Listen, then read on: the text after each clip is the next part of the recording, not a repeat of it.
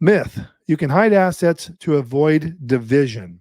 Fact: attempting to hide assets during divorce is illegal and can result in severe consequences, including fines and penalties.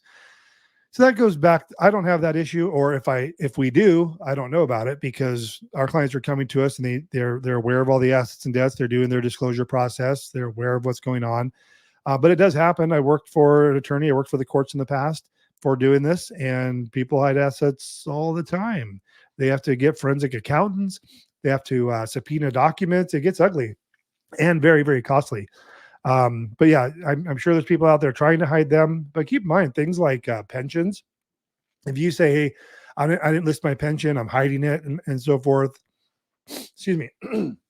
Then and you go to retire, when you go to retire, they're gonna say, the pension company's gonna say, oh, we need a copy of your divorce decree, and it's not gonna be listed on there. And you know what they're gonna do? They're gonna freeze the pension, and they're gonna assign, community property share to your spouse, and you're not gonna be able to collect. I've had it happen. I think people, these weren't cases where people were hiding assets. They just forgot to list their pension. They did their own divorce paperwork, and they knew about the pension. They were just going to keep 100% of it. So they thought, well, I guess I don't need to list it if I'm keeping it.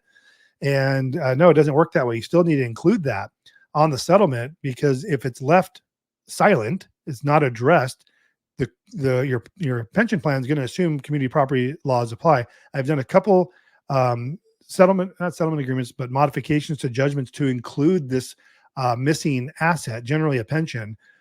So it could be confirmed to the petitioner or respondent as their sole and separate property. So we could update the judgment so they can then send that to the plan to say, oh, I see, now your spouse isn't getting any of that. And then they can proceed. Until that time, people have been held up from retiring because they didn't have proper documentation in their settlement agreement.